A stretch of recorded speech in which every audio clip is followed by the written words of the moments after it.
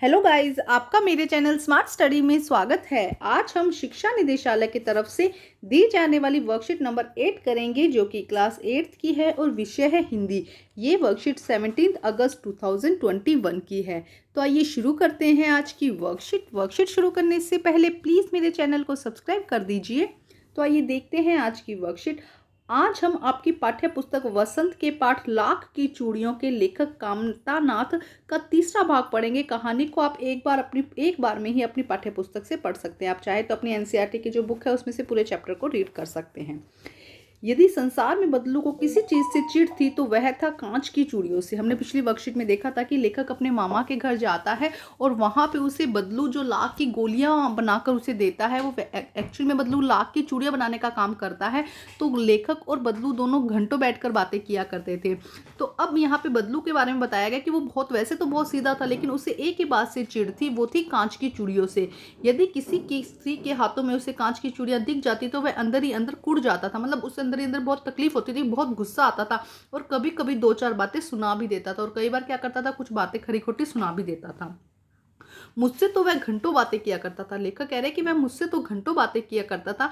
कभी मेरी पढ़ाई के बारे में पूछता, कभी मेरे घर बारे और कभी शहर की जीवन के बारे में। मैं उससे कहता कि शहर में सब कांच की चूड़ियां पहनते हैं तो वह उत्तर देता, शहर की तो और बात है लल्ला, वहां तो सभी कुछ होता है। वहां तो औरतें मर्द के हाथ पकड़कर सड़कों पर भी घूमती है और फिर उनकी कलाइयां नाजुक होती है ना। लाख की चूड़ी पहनेगी तो मोच ना आ जाएगी। देखो, वो अंदर ही अंदर उसे लाख की चूड़ियां पहनना पसंद था। और जब कोई और दूसरी स्त्रियां कांच की चूड़ियां पहनती थी तो उसे अच्छा नहीं लगता था, वो उनको गलत समझता था। उन्हें कहता था कि उनके हाथ नाजुक है ना उन स्त्रियों के, जो कांच की चूड़ियां पहनेंगी, अगर लाख की पहनेंगी तो उनके हाथ पे मोच आ जाएगी। कभी कभी बदलू मेरी अच्छी खासी खातिर भी करता था। जिन दिनों उसकी गाय के दूध होता वह मेरे लिए मलाई बचा कर रखता। आम की फसल में से रोज यहाँ पर दो चार से आम खा आता था मैं। परंतु सब बातों के अतिरिक्त जिस कारण मुझे वहां जाना अच्छा लगता था वह था मेरे लिए एक दो गोलियां बना देता। तो लेखक के लिए जो बदलू था, क्या करता था, कांच की गोलियां बना देता था, वो सबसे अच्छा लगता था। लेकिन इसके अलावा यहाँ पे दिया गया भी खातिर भी बहुत ज़्यादा करता था। कभी गाय का दूध में मलाई देता था, कभी उसे आम देता था। तो यहाँ तक हमने वर्कशीट पढ़ी। अब इसके हम क्वेश्चन आंसर सोल्व करते हैं।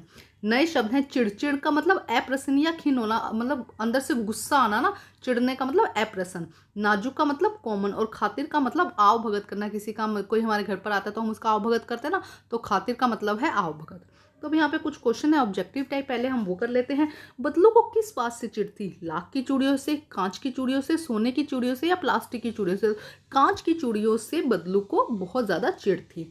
बदलू लेखक से किस बारे में बात किया करता था? पढ़ाई, घर, शहर, खेल, दुकान, गांव, नौकरी, खेत, स्कूल या खाना, बाग और फैक्ट्री के बारे में? तो वो उसकी पढ़ाई के बारे में, घर के बारे में और शहर के बारे में बातें किया करता था। लेखक को किस कारण से बदलू अच्छा लगता था? क्यों अच्छा लगता था? क्योंकि वो उसे लाख की गोलियां देता था, तो वह उसके लिए लाख की गोलियां बनाता था, इसीलिए लेखक को बदलू पसंद था। अब देखते हैं प्रश्न उत्तर। आप ये तीनों क्वेश्चन भी अपनी नोटबुक में करेंगे, उसके अलावा जो आगे के क्वेश्चन है वो भी करेंगे। देखो क्वेश्चन नंबर 4 में क्या है, आपके विचार से बदलू कांच की चूड़ियों से क्यों चिढ़ता होगा? अनुमान लगाइए। देखो, कांच की चूड़ियाँ क्या है, बहुत आसानी से बन जाती है, मशीन से नहीं बनती है। और जबकि जो ये लाख की चूड़ियाँ उनमें बनाने में बहुत ज़्यादा मेहनत भी लगती है। और अगर कांच की चूड़ियाँ बननी लग जाएगी तो धीरे धीरे लाख की वैल्यू कम हो जाएगी और उसकी क्या होगी, बिक्री कम हो जाएगी। इसीलिए जो लेखक था, वो बदलू जो था, वो कांच की चूड़ियों से चिढ़ता था। अगर आप कोई और अनुमान लगा सकते हैं तो यहाँ पर वो भी लिख सकते हैं। तो आइए देखते हैं इसका आंसर हम।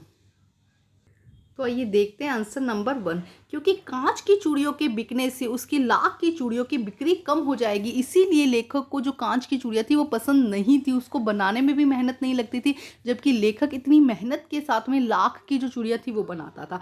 तो अपना आंसर थोड़ा और ऐड ऑन भी आप इसके अंदर कर सकते हैं। अब देखते हैं सेकंड क्वेश्चन। अब देखते हैं प्रश्न नंबर 5। शहर की बात और है लल्ला, लाख की चूड़ियां पहने तो मोच आ जाए। आपके विचार में बदलू इस बात को शहर की औरतों के बारे में क्या राय उजागर होती है? देखो, यहाँ पर आपको अपने विचार लिखने हैं। तो लेखक को क्या लगता है कि जो शहर की औरतें होती है वो कांच की चूड़ियां पहनेंगी, उन्हें बदल बदल कर चूड़ियां पहनना पसंद है। और वो क्या है, उनकी हाथ क्या हो जाएगा, मोच आ जाएगा। मतलब कि वो लेखक ये भी समझ सकता है ना, यहाँ पे ये राय भी बना सकता है कि जो गाँव के, जो शहर की औरतें होती है वो अपने आप को नाजुक होने का दिखाते भी, हम तो बहुत ज़्यादा नाजुक, अगर वो लाख की चूड़ियां पहनेंगी तो क्या होगा, उनके हाथ पे मोच आ जाएगा। तो आइए देखते हैं इसका आंसर हम। तो देखिए यहाँ पर दो राय उजागर की गई है। एक की तो शहर की औरतें बहुत नाजुक होने का नाटक करती है, मतलब बहुत ज़्यादा कोमल होती है, अगर वो लाख की चूड़ियाँ पहनेंगी तो उनका हाथ क्या हो जाएगा, मोच आ जाएगी हाथ में। और दूसरी की वह रोज़ नई नई कांच की चूड़ियाँ, यहाँ पे लिख दीजिएगा, रोज़ नई नई कांच की चूड़ियाँ पहनना पसंद करती है, जो क्या है कम दामों में मिल जाती है। तो क्या वह रोज़ नई नई कांच की चूड़ियाँ पहनना चाहती है जो कम दामों पे मिल जाए। अब देखते हैं प्रश्न नंबर 6। अब देखते हैं प्रश्न नंबर 6। आइए एक गतिविधि करते हैं। लेखक बदलू के यहाँ आम मलाई आदि खाता था। हमारे यहाँ अगर कोई आए तो हमें उसे मलाई या आम अक्सर नहीं खिलाते हैं। आपको गांव व शहर की खातिरदारी व खान पान में क्या अंतर दिखाई देता है, लिखिए। इस गतिविधि के लिए आप अपने घर वालों की, बड़ों की सहायता ले सकते हैं। तो देखो यहाँ पे क्या है, गांव में किस तरह खातिरदारी होती है और शहर में किस तरह खातिरदारी होती है, उसके बारे में आपको यहाँ पर लिखना है कि क्या अंतर है दोनों में। तो आइए देखते हैं इसका आंसर, और इस आंसर के लिए आप अपने बड़ों की सहायता भी ले सकते हैं। तो आइए देखते हैं इसका आंसर। Answer number 6।